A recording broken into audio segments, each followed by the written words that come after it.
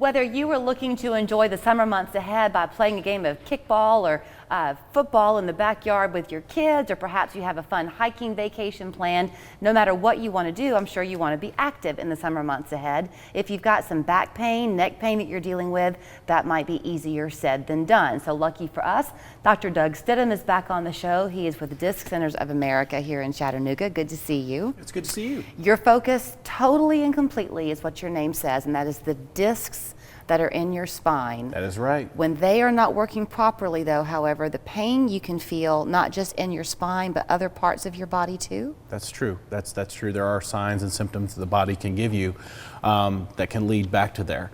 But anatomy-wise, we have to look at what is a disc.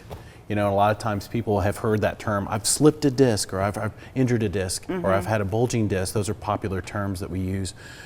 In the spine, you know, there's 24 bones, you know, all stacked up on top of each other. Right. And the disc actually sits in between each set of bones.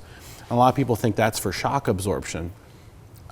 Actually, what we found is it's more of a spacer, and it helps the nervous system. It's good for movement. It allows the bones to move so that we can do the things that we want to do. Right. But at the end of the day, it's spacing those bones out because the spinal cord is deep within that spine, and at the level of those discs, you see the nerves come off, and those nerve roots, there's a little chunky part of it, it's called a nerve root, and there's so much information that's how your brain talks to your body, right, and vice versa. Right. So there's a conversation that takes place there, and if anything affects that area, right, there's so much nociception there or pain, because it doesn't want anything affecting that system. Until you've walked this walk, any type of medical walk, the phrase you even just said about how your brain talks to your nerve. Yeah. I have a situation in my life where that happened to one of my children. Wow. And once this situation was discovered, it was the logical way of putting it together. Until then, I would have never considered your brain talking to your nerve.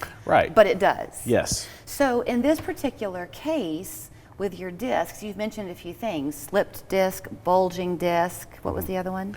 A herniated disc. Herniated disc. Okay, so do each of those disabilities, if you will, issues, they affect the pain in your body a different way. Does a slipped disc feel different than a bulging disc? Yes. Early on, unless it's like a major car accident or there's just an obvious trauma, there can be, I feel like kids don't ever have disc problems. Do you notice that? Yeah. So that's because they have recess twice a day and they go out and play and they move.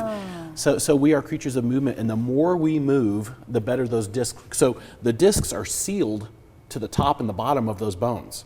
So when you move, you create this vacuum. You create this negative pressure, which keeps that water into the center. And that's all we need to do is move as human beings to keep our discs healthy. So there was a phrase, I talked to a lot of doctors and things on the show, and about 5 years ago, maybe, the big phrase was, sitting is the new smoking. I know it well. You know it well. Yeah. Because that's what leads to our bodies just kind of malfunctioning if you're not moving. That's right. The blood flow isn't right, the oxygen's not there, the plasticity goes. That's right. Absolutely. We need to move our bodies. And that's one of the reasons I'm a chiropractor by trade. Yeah. And the reason chiropractic is so successful at getting people well is because what does it do? We're looking at the spine, and we're looking for areas of the spine that aren't moving. In my office, we do a motion study. So I won't just take a picture of someone's neck. I'll have them look down, look up, and I can see how they're interacting with each other. And I'll be like, that one's not moving. It's stuck in flexion, or vice versa. And I'll know where I need to put an adjustment or a thrust, and we get things back online and get things moving again. Okay, so let's talk about then the different types of issues with your discs. So let's just pretend, for the sake of argument, that you've got a bulging disc in your lower back. Okay. Might you first feel that pain in your leg, or will it definitely be in your back? Historically, what I've noticed, it will start at the area where the problem is. Okay. So it'll start as more of a muscle tightness in your lower back. Okay. And then it can become, as it gets worse, which it can, it can become a toothache in your butt, like right there. And then it'll follow a very particular pattern, and it's just basically you can trace wherever that nerve goes. So eventually, so is the pain that you're feeling the disc issue pressing on that nerve root? 100%. That's what it is. Yeah, and a lot of people will be like, I don't know why, but my hamstring's tight and my calves are on fire. and I feel like my foot's starting to go numb, and they think they have a problem with their foot or their calf. They don't. They don't. No. So when they come to you at the disc centers, you mentioned how you like to get your imaging with them moving. Yes. Are you able to see results and kind of make a diagnosis in the moment, or do you need to study those and then get back to them? In a perfect scenario, I can make a good decision with an X-ray. That helps, but an MRI is key because that'll show us the soft tissue. Now I can actually see if that water portion's coming out through and herniating and bulging. I know if it's what level it's at, where it's going, and I know how to augment the table and the technology to fix that area. So what do y'all do things, different treatments depending on this diagnosis and the person? I've got a book, 800 pages of it's not just like, there are different types of disc injuries like we talked about and discussed, and there are different scenarios like where are they at, what stage are they in, and how we make the protocols for it. I mean, we talk all the time about prevention being important and early intervention being key. That isn't always possible. So I bet you anything there are people watching who've had a car accident years ago or something where they're still suffering from the pain of an injury. Absolutely. Is it ever totally too late? Can they come to you and you can at least see? That is a tough conversation to have with someone, but there is a limitation to our bodies and the matter that it's made out of. And yeah, sometimes I say, it might be better to have a disc replacement in there or to have surgery. Right. And I never like having that conversation because I do believe in the body's ability to heal. I mentioned at the beginning of introducing you this active lifestyle that I hope we're all going to have, which it turns out is a good thing based on what you just said. Yeah. But are there some things that we should know to be careful of? Like if you're a runner or a tennis player, stretching is important first? Warming up your body, getting blood flowing. Would be a good thing always before activity. And then notice college athletes, they ice their bodies even just after practice.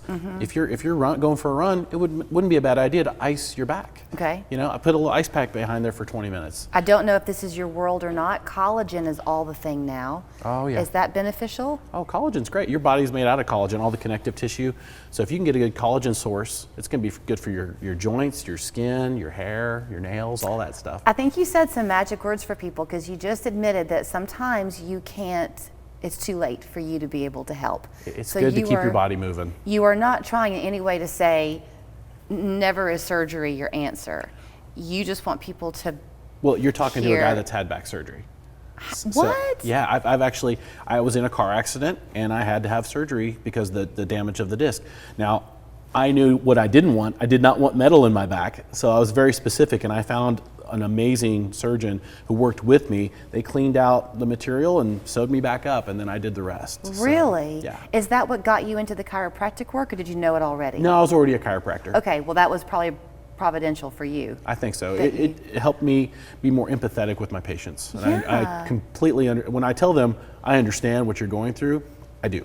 Okay, so you have the one location here in town. Yes. On East Brainerd Road. Correct.